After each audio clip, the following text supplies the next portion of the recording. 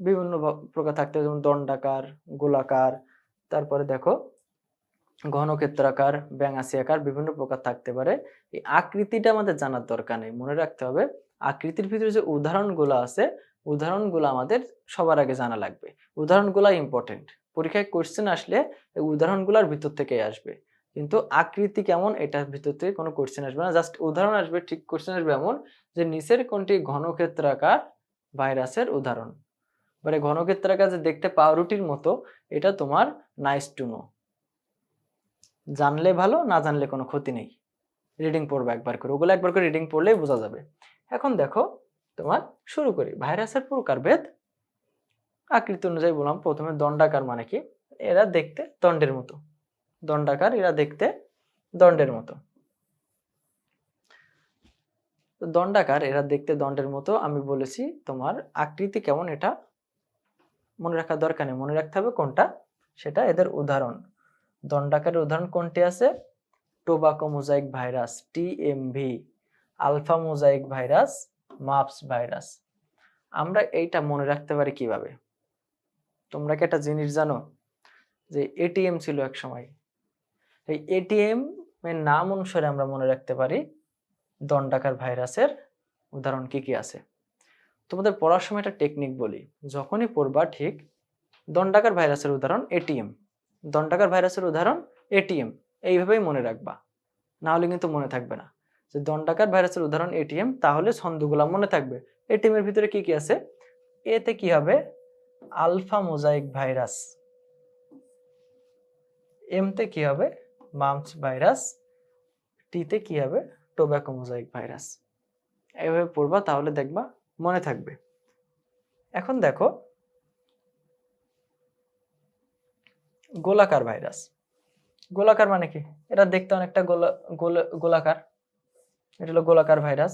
আমি আগেই বলেছি যে আকৃতি পড়ার দরকার নেই, কি পড়া লাগবে সেটা হলো উদাহরণগুলো পড়া লাগবে। আর গোলাকার ভাইরাসের উদাহরণ কি কি, সেটা হলো polio virus, TIV, HIV, dengue virus.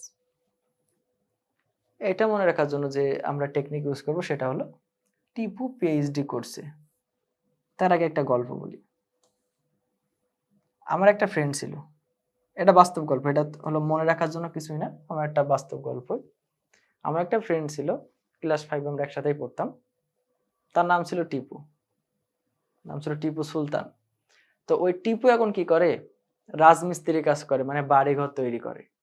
তো সে এত ভালো মিস্ত্রি হয়েছে এখন, তারে আমি দেখা হইলে সে তো বোঝে না আসলে পিএইচডি কি, কিন্তু আমি না এই ছন্দটা মনে রাখার জন্য ভাবছি যে ও বাড়িঘর তৈরি করার উপর পিএইচডি করছে। তো এইভাবেই মনে রাখবা, সাদ্দাম ভাই একটা ফ্রেন্ড আছে টিপু, সেই টিপু মনে করো অনেক ভালো বাড়িঘর তৈরি করে, তো বাড়িঘরের উপরে পিএইচডি করছে। সেটা কি? টিপু পিএইচডি করছে। টিপু পিএইচডি করছে, এটা দ্বারা আমরা কি মনে রাখবো? দণ্ডাকার ভাইরাসের, গোলাকার ভাইরাসের উদাহরণ। তো গোলাকার, এই যে দেখো টি তে কি মনে রাখবো? টি আই তে কি মনে রাখবো? টিআইভি। টিআই তে কি মনে রাখবো? টিআইভি, এখানে টিআই তে মনে রাখবো। এবার পি তে কি মনে রাখবো? পোলিও ভাইরাস, পি তে পোলিও ভাইরাস। আর এই দেখো ডি তে কি মনে রাখবো? Dengue virus. এখন তো ডেঙ্গুর মৌসুম এক হিসেবে, আগে ছিল করোনার আতঙ্ক, এখন ডেঙ্গুর আতঙ্ক না হইলেও এখন হলো ডেঙ্গু এর মৌসুম। দেখো, আর এইচ তে কি মনে রাখবো? এইচআইভি। তো টিপু পিএইচডি করছে, এর মাধ্যমে আমরা কি মনে রাখবো? গোলাকার ভাইরাসের উদাহরণ। এবার দেখো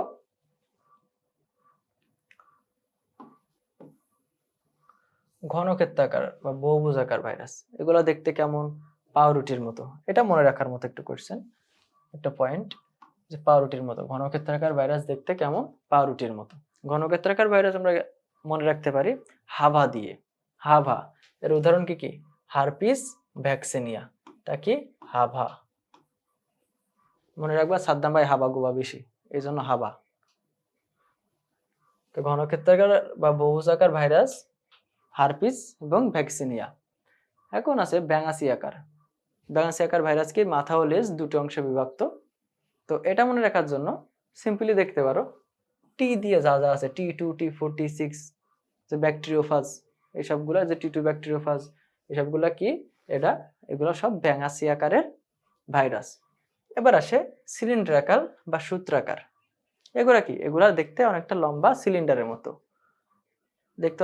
সিলিন্ডারের মতো। এটা মনে রাখতে পারি সিলেক্টেড ইমু দিয়ে। ইমু নামের একটা মেয়ে আছে, সে অনেক সিলেক্টেড মেলামেশা করে, যে তার ফ্রেন্ডগুলো অনেক সিলেক্টেড, সবার সাথে ফ্রেন্ডশিপ করে না, এই জন্য না হয়েছে সিলেক্টেড ইমু। এটাতে কি মনে রাখবো আমরা? ইমুতে ইবোলা ভাইরাস, আর সিলেক্টেডতে স্ট্রিক মোটরের স্ট্রিক ভাইরাস। ওকে, সিলেক্টেড ইমু। এবার দেখো ডিম্বাকার। আমরা জানি ইন্ডিয়া নামের যে দেশ, সেই দেশের সাথে আল্লাহর অশেষ রহমতে যখনই কোনো খেলা হয়, ফুটবল হোক, ক্রিকেট হোক, কাবাডি হোক, যে কোনো খেলায় আমরা অবধারিতভাবে হেরে যাই।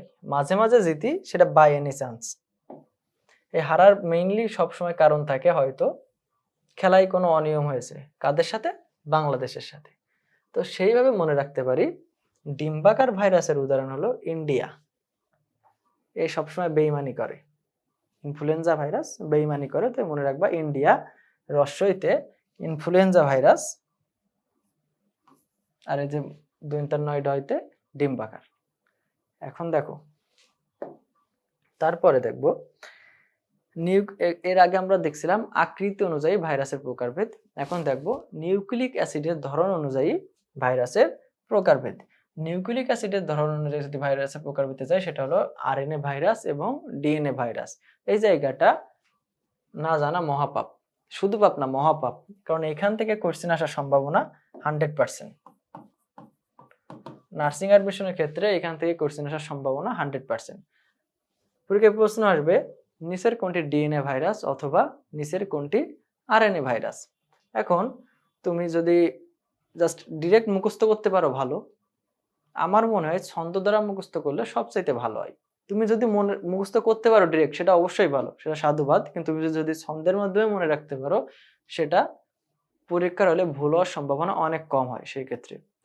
তো এই যে ডিএনএ ভাইরাসের ভিতরে যে T two phage virus, vaccinia, variola, herpes simplex virus, adenovirus, এই সবগুলো ভাইরাস মনে রাখার জন্য যে ছন্দটা আমি ব্যবহার করি স্বাভাবিকভাবে। দেখো ঠিকই আমার যে টিপু আমার ফ্রেন্ড ছিল, এটা কাল্পনিক ধরতে পারো যে তার একটা ভাই আছে টিটু, সে ভ্যানিলা থেকে ফ্রান্সে আসছে, কারণ সে যে রাজমিস্ত্রি কাজ করে, তার অবশ্য তার কোনো ভাইও নাই, কিন্তু ধরে নাও তার ভাই আছে, ভ্যানিলা হতে ফ্রান্সে আসছে। তো দেখো টিপুর ভাই টিটু ভ্যানিলা হতে কোথায় এলো? ফ্রান্সে এলো। এখান থেকে আমরা কি মনে রাখতে পারি? টিপুতে এর আগেও পড়ছি TIV, ভাইতে variola, টিটুতে টি2 phage virus, ভ্যানিলাতে vaccinia, হতে হারপিস ও হেপাটাইটিস বি, ফ্রান্স থেকে ফুলকপির মোজাইক ভাইরাস, আর এলোতে অ্যাডিনো ভাইরাস।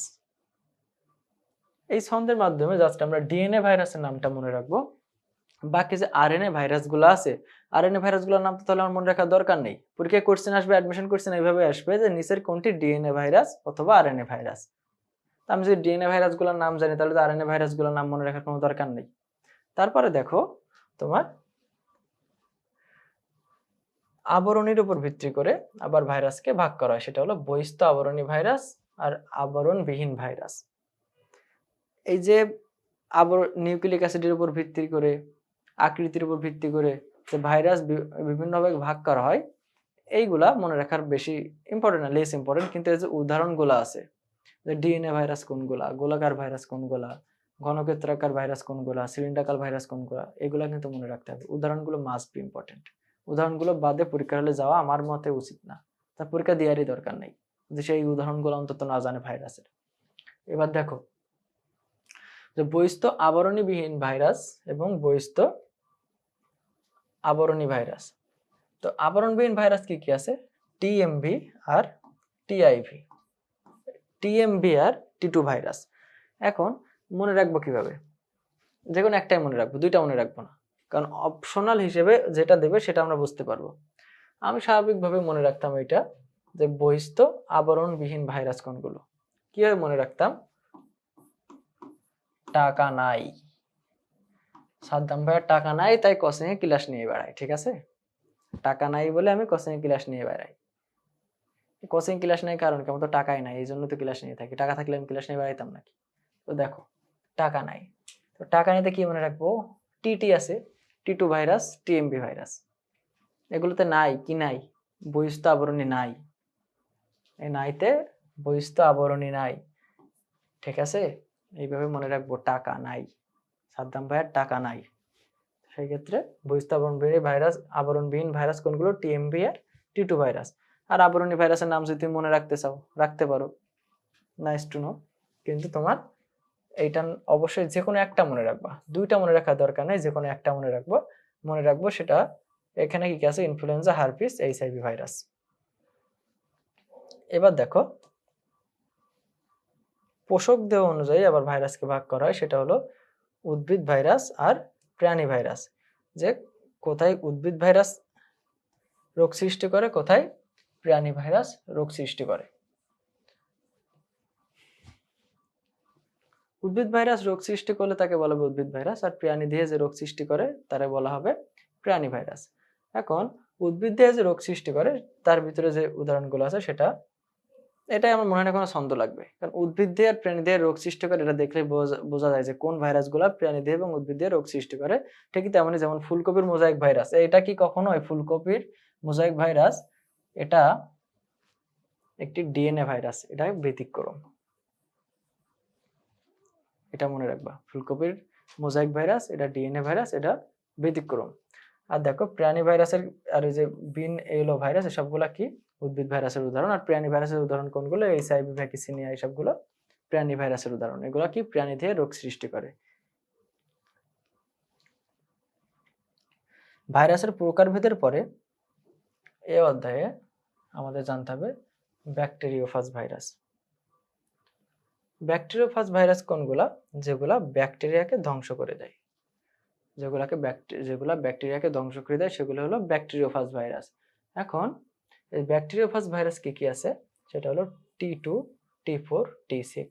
এর আগে কিন্তু পড়ছি আরেকটা জায়গায়, মনে আছে, টি2, টি4, টি6 এগুলো কি ব্যাকটেরিওফাজ ভাইরাস।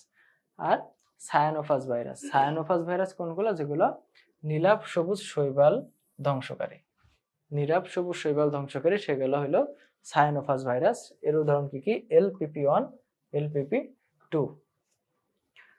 এট লাস্ট আমাদের যেটা জানা লাগবে সেটা হলো ইমার্জিং ভাইরাস। আর ইমার্জিং ভাইরাসের উদাহরণগুলো জানা লাগবে।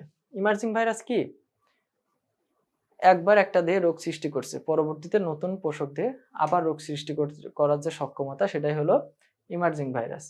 এখন এই ইমার্জিং ভাইরাস কোনগুলো আছে, করোনা, এটা মোস্ট ইম্পর্টেন্ট। উদাহরণটা যে বলবে নিচের কোনটি ইমার্জিং ভাইরাসের উদাহরণ, এই যে করোনা ভাইরাস। এটা কি করতো, প্রথমে বানরের দেহে রোগ সৃষ্টি করতো, পরবর্তীতে দেখছো 2020 সাল 21 সাল কেমনে গেছে, পরবর্তীতে মানুষের দেহেও রোগ সৃষ্টি করছে। ইমার্জিং ভাইরাস কোনগুলা, যেগুলো প্রথমে একটি পোষকের দেহে রোগ সৃষ্টি করে, পরে নতুন আবার একটি পোষকের দেহে রোগ সৃষ্টি করে। এইখানে আছে রিট্রোভাইরাস। রিট্রোভাইরাসে কি হয়, যে আরএনএ থেকে যে ডিএনএ তৈরি হয়, আমরা জানি স্বাভাবিক এই যে আরএনএ থেকে ডিএনএ তৈরি হয়, আরএনএ থেকে যে ডিএনএ তৈরি হয় তাকে বলা হয় রিট্রোভাইরাস। আরএনএ থেকে ডিএনএ তৈরি হয় সেটাকে বলা হয় রিট্রোভাইরাস। এবার দেখো ভাইরাস সম্পর্কে আমরা আরো কিছু গুরুত্বপূর্ণ তথ্য জানবো, যে ভাইরাসের এগুলো বৈশিষ্ট্যের ভিতরে পড়ে। সেটা কি কি, যে ভাইরাসকে সংক্রমণ ক্ষমতাবিহীন ভাইরাসগুলোকে একটা নামে ডাকা হয়, সেটা কি, সংক্রমণ ক্ষমতাবিহীন ভাইরাস, তাকে কি বলা হয়, নিউক্লিয় ক্যাপসিড। আর দেখো সংক্রমণ ক্ষমতা সম্পন্ন ভাইরাসকে কি বলা হয়, ভিরিয়ন বলা হয়। এই যে ভিরিয়ড নারিকেল গাছের ক্যাডাং রোগ সৃষ্টি করে, ক্যাডাং রোগ সৃষ্টি করে কোনটি, ভিরয়েড। ভিরয়েড কি সৃষ্টি করে, নারিকেল গাছে ক্যাডাং রোগ তৈরি করে। আর ম্যাকাও রোগের সাথে সৃষ্টি করে, তার সাথে কিসের সম্পৃক্ততা আছে, পিরিয়ন্সের সম্পৃক্ততা আছে। এখন দেখো স্নায়ুতন্ত্রের কুরু এবং ক্রিউফেলস যে রোগ এবং ভেড়া ছাগলের স্কার্পির রোগ সৃষ্টি করে, সেখানেও পিরিয়ন্স এর কারণে হয়ে থাকে। আর দেখো ভাইরাসের পোষক দিয়ে বংশবৃদ্ধি করে থাকে, তাদের জীবনচক্র কয় প্রকার হয়ে থাকে, ভাইরাস যে বংশবৃদ্ধি করে কয়ভাবে বংশবৃদ্ধি করে, দুই ভাবে, একটা হলো লাইটিক চক্র আর হলো লাইসোজেনিক চক্র।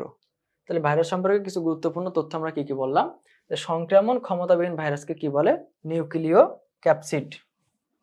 সংক্রমণ ক্ষমতাবিহীন ভাইরাসকে কি বলবে, নিউক্লিয় ক্যাপসিড। আর সংক্রমণ ক্ষমতা সম্পন্ন ভাইরাসকে কি বলা হয়, ভিরিয়ন বলা হয়। আর নারিকেল গাছে যে ক্যাডাং রোগ তৈরি হয় সেটা ভিরিয়ডের কারণে হয়। আর ম্যাককাও রোগ সৃষ্টি করে কোনটি, সেটা হলো পিরিয়ন্স ম্যাককাও রোগ সৃষ্টি করে। আর কি কি সৃষ্টি করে, সেটা ছাগলের স্কার্পি রোগ এবং স্তনতন্ত্রের কুরু যে রোগ সেটাও সৃষ্টি করে কোনটি, প্রিয়ন সৃষ্টি করে। আর ভাইরাসের ক্ষেত্রে সর্বশেষ যে জিনিসটা জানা লাগবে সেটা হলো ভাইরাস যে বংশবৃদ্ধি করে, সেই বংশবৃদ্ধির কয়টি চক্র আছে, দুইটি। একটি হলো লাইটিক চক্র, আর একটি কোনটি, আরেকটি লাইসোজনিক চক্র।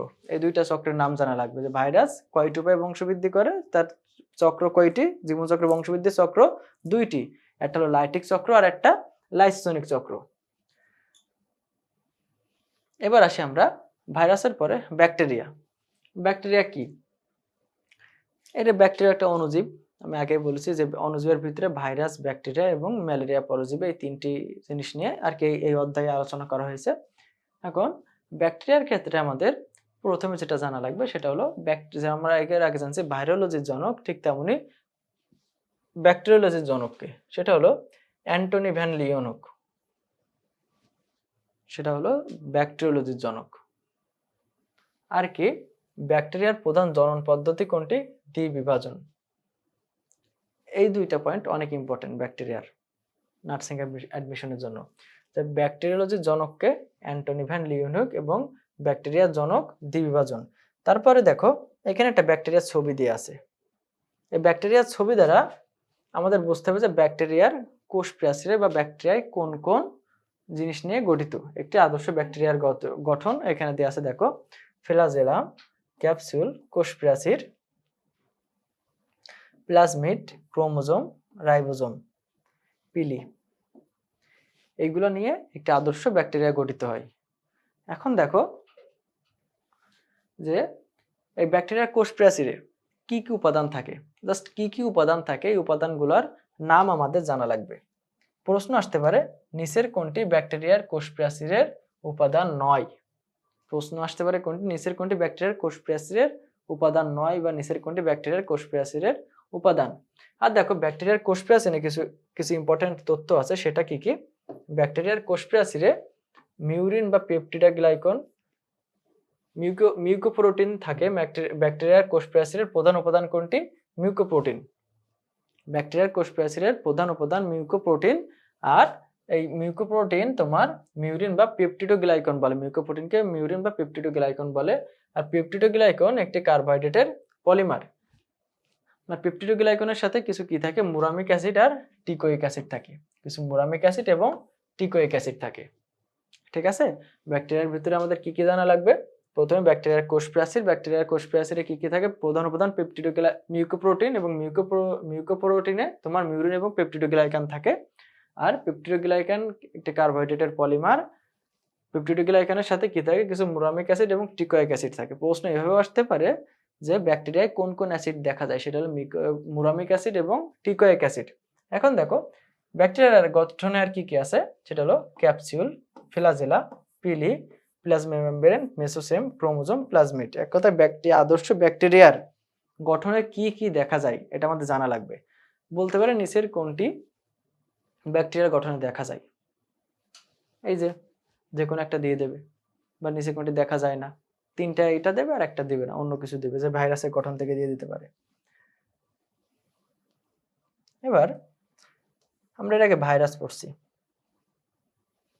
পরীক্ষায়, যেটা এই অধ্যায়ের জন্য সবচেয়ে হট টপিক, সেটা হলো কোনটি ভাইরাস জনিত রোগ, কোনটি ব্যাকটেরিয়া জনিত রোগ।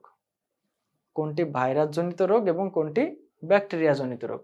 সেজন্য দেখো আমাদের ভাইরাস এবং ব্যাকটেরিয়া জনিত রোগের ক্ষেত্রে যে কোনো একটা মনে রাখবো, তাহলে আমাদের উপকার কি হবে। যদি বলে কোনটি ব্যাকটেরিয়া জনিত রোগ, তো আমরা যদি ভাইরাস জনিত রোগের নামটা মনে রাখি, তাহলে ব্যাকটেরিয়া জনিত রোগের নাম তো আলটিমেটলি হয়ে যাবে যে ব্যাকটেরিয়া। এই ব্যাকটেরিয়ার যে গঠন, ব্যাকটেরিয়ার গঠনের ক্ষেত্রে আমরা কি দেখব, যে ব্যাকটেরিয়ার প্রথমে জানতে হবে যে ব্যাকটেরিওলজির জনক। ব্যাকটেরিওলজির জনক হলো অ্যান্টনি ভ্যান লিওনহুক, এবং ব্যাকটেরিয়ার যে পদ্ধতি, জনন পদ্ধতি, সেটা কি, দ্বিভাজন। দ্বিভাজন কি ব্যাকটেরিয়া জনন পদ্ধতি। এখানে একটা ব্যাকটেরিয়ার ছবি দেওয়া আছে জাস্ট বোঝার সুবিধার্থে, তাছাড়া আর কিছুই না। এবার দেখো কোষ প্রাচীর। কোষ প্রাচীর, প্রাচীরটা আমি আগেই বলছিলাম যে একটি বাসায় যখন প্রাচীর দেওয়া হয় তখন সেটা কি করে, তাকে রক্ষা করে। তো ব্যাকটেরিয়ারও কোষ প্রাচীর থাকবে, কারণ ব্যাকটেরিয়াকে রক্ষা করার জন্য কোষ প্রাচীর থাকবে, এটা স্বাভাবিক। এই কোষ প্রাচীরের প্রধান উপাদান কোনটি, সেটা হলো মিউকোপ্রোটিন। আর এই মিউকোপ্রোটিনে কি কি থাকে দেখো, মিউকোপ্রোটিনে থাকে মিউরিন এবং পেপটিডোগ্লাইকন। আর পেপটিডোগ্লাইকনে আবার দুই ধরনের অ্যাসিড থাকে, সেটা হলো মুরামিক অ্যাসিড এবং টিকোইক অ্যাসিড। এই মুরামিক অ্যাসিড এবং টিকোইক অ্যাসিড, এই দুইটা অ্যাসিডের নাম মনে রাখা লাগবে যে পেপটিডোগ্লাইকানে কোন কোন অ্যাসিড থাকে। তারপরে দেখো তোমার কোষ প্রাচীরের পরে ব্যাকটেরিয়া, যে আমি আদর্শ ব্যাকটেরিয়া একটা গঠন দেখালাম, সেই গঠনে কি কি থাকে, capsule, flagella, pili, plasma membrane, mesosome, chromosome, plasmid. এইগুলো জাস্ট মনে রাখা লাগবে, এগুলো হলো লেস ইম্পর্টেন্ট। রিডিং পড়বো কয়েকবার, আশা করি মনে থাকবে। তারপরে আসবে কিছু ব্যাকটেরিয়া জনিত রোগের নাম, এক কথায় ভাইরাস এবং ব্যাকটেরিয়া জনিত রোগ, কোনটি ভাইরাস জনিত রোগ বা ব্যাকটেরিয়া জনিত রোগ, এরকম পরীক্ষায় কোশ্চেন আসতে পারে, অবশ্যই ইম্পর্টেন্ট। তো আমার ক্ষেত্রে আমার মতে ভাইরাস জনিত রোগের নামগুলো মনে রাখাই উচিত। আর একটা জাস্ট মনে রাখবো আমরা, কারণ একটা মনে রাখলে তো স্বাভাবিকভাবে আর একটা পেরে যাব। তো ভাইরাস জনিত রোগ মনে রাখার সহজ দেখো একটা ছন্দ আছে যেটা বহুল প্রচলিত, সেটা হলো হাই হাই একই বসন্ত মাস এলো আর ইনফ্লুয়েঞ্জা জ্বরে পেলো, বাইকে ইনফ্লুয়েঞ্জা জ্বরে পেলো। ঠিকই, এই যে হাইতে হাম হারপিস, একিতে কি এইডস, বসন্তেতে বসন্ত রোগ, মাসতে মাপস ভাইরাস, এলোতে এনকেফালাইটিস, ভাইতে ভাইরাল হেপাটাইটিস, ইনফ্লুয়েঞ্জাতে ইনফ্লুয়েঞ্জা ভাইরাস, জ্বরে জলাতঙ্ক, পেলোতে পোলিও ভাইরাস। এই ছন্দের মাধ্যমে আমরা মনে রাখতে পারি কোনগুলা ভাইরাসজনিত রোগ। পরীক্ষায় কোনটা ভাইরাসজনিত রোগ, কোনটা ব্যাকটেরিয়াজনিত রোগ, এইভাবে কি হইতে পারে, আমাদের কনফিউশন আসতে পারে। সেই কনফিউশন দূর করার জন্য বেশি বেশি ছন্দের ইউজ করা হয়েছে।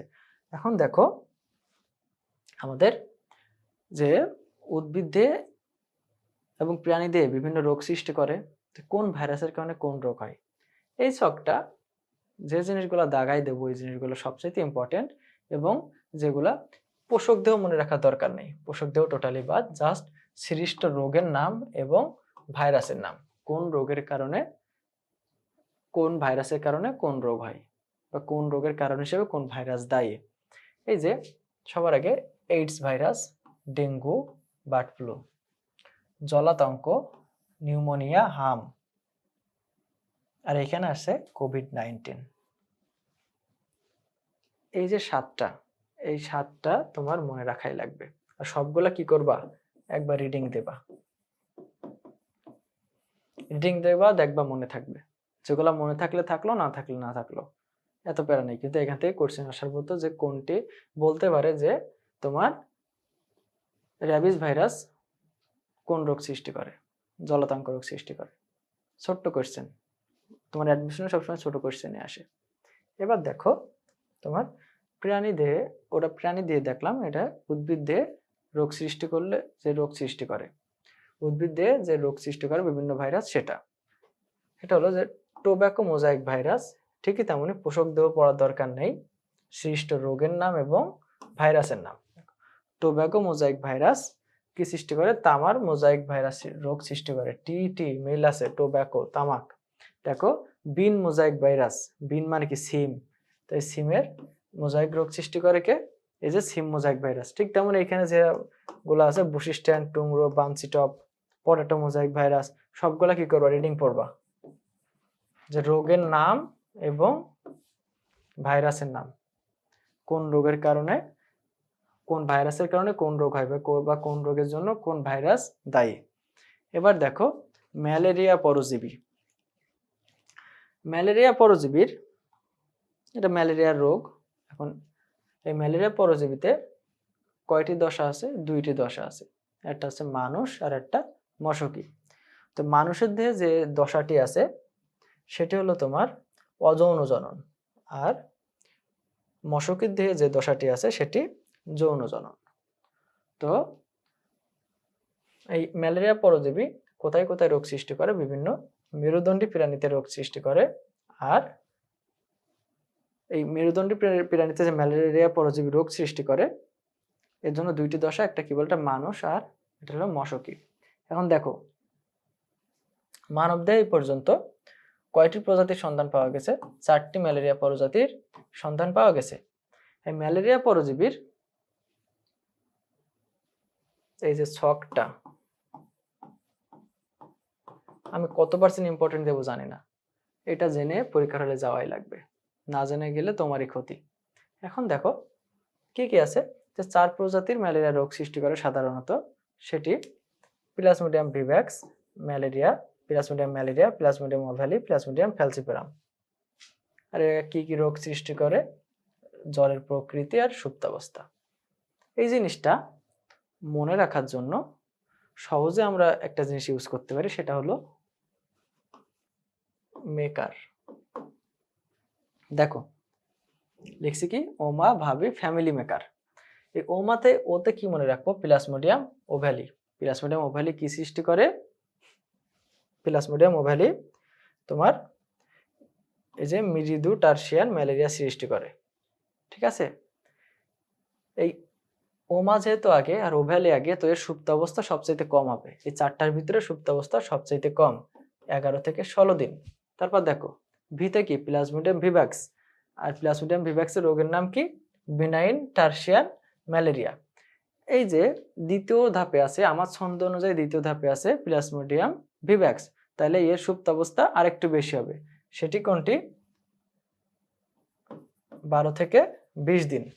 এখন দেখো ফ্যামিলি মেকার, এফতে কি আছে? প্লাজমোডিয়াম ফ্যালসিপারাম। এই প্লাজমোডিয়াম ফ্যালসিপারামে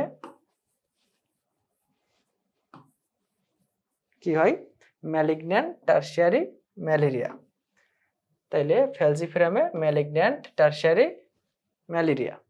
এখন আমার ছন্দ অনুযায়ী 3 নম্বরে আছে এটা, তাহলে ওইখানে কি হবে?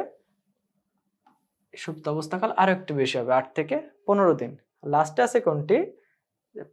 Plasmodium malaria maker malaria. এটা কি ধরনের রোগ সৃষ্টি করে? কোয়ার্টার ম্যালেরিয়া রোগ সৃষ্টি করে। আর এটা একদম লাস্টে আছে, তাহলে এর সুপ্তাবস্থা কি হবে? সবচেয়ে বেশি হবে। এই ছন্দের মাধ্যমে মনে রাখলে সবচেয়ে বেশি সুবিধা হবে তোমাদের। এই ছন্দের মাধ্যমে মনে রাখবা যে ওমা ভাবি ফ্যামিলি মেকার।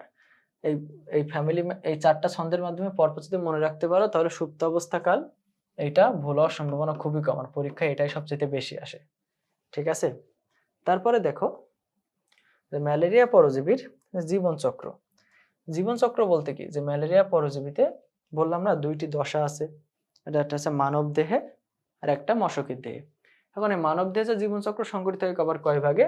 2 ভাগে। সেটা হলো হেপাটিক সাইজোগনি আর অ্যারিথ্রোসাইটিক সাইজোগনি।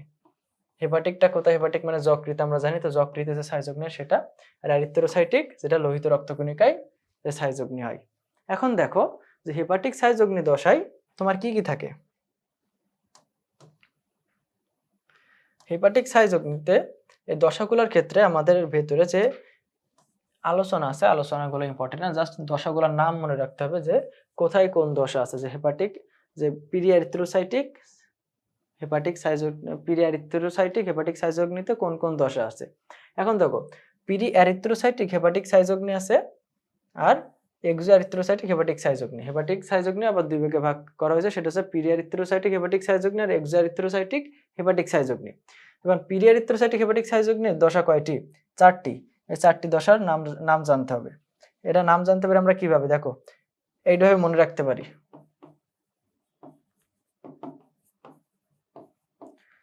স্পোর কিটের সাইজ কম,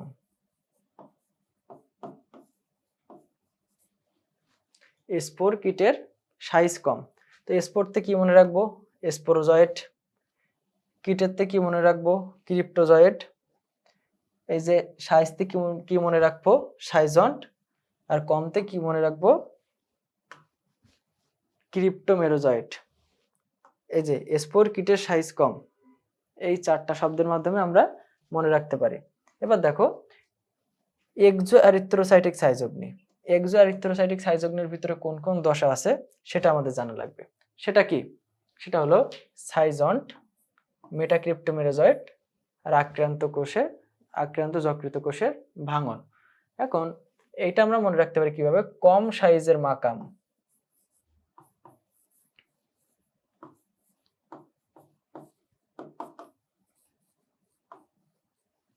কম সাইজের মাকাম এভাবে মনে রাখতে পারি। কম সাইজের মধ্যে আমরা কি মনে রাখবো, মেটাক্রিপ্টোমেরোজয়েট আছে আর সাইজতে সাইজন্ট আছে, আক্রান্ত কোষের ভাঙন, এটা মনে রাখতে হবে, যেভাবে মনে রাখতে হবে, এটা আর ওই ছন্দের ভিতরে নাই। কোশ্চেন আসবে এভাবে যে মেটাক্রিপ্টোমেরোজয়েট কোথায় দেখা যায়, তখন এই যে তোমার দাগাইতে হবে যে এক্সো এরিথ্রোসাইটিক হেপাটিক সাইজোগনি। তারপরে দেখো লোহিত রক্তকণিকার যে সাইজোগনি, এরিথ্রোসাইটিক সাইজোগনির ভিতরে কোন কোন দশা পাওয়া যায় এটা আমাদের জানা রাখবে। সেটা কি, সেটা হলো 4টা, trophozoite, signet ring, amoeboid trophozoite, schizont আর মেরোজয়েড। 5টা দশা মনে রাখবো আমরা এইভাবে, ট্রসি আসামে।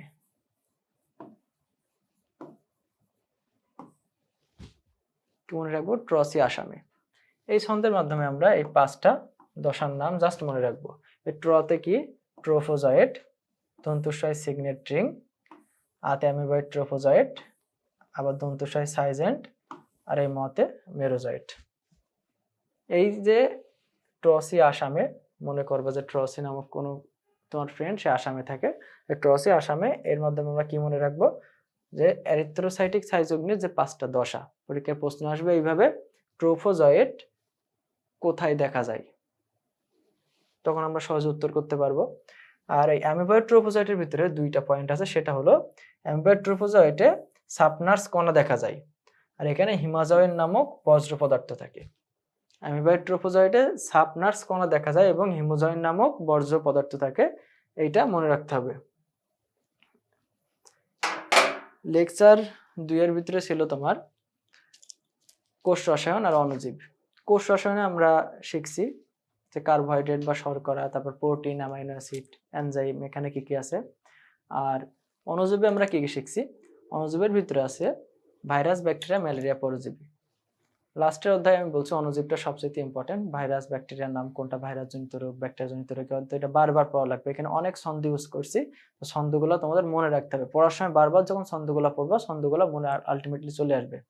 তো আজকে এই পর্যন্তই, এতক্ষণ সাথে থাকার জন্য ধন্যবাদ। এর পরবর্তীতে আবার দেখা হবে, ততক্ষণ সুস্থ থাকো, সুন্দর থাকো, ভালো থাকো, সবার জন্য শুভকামনা।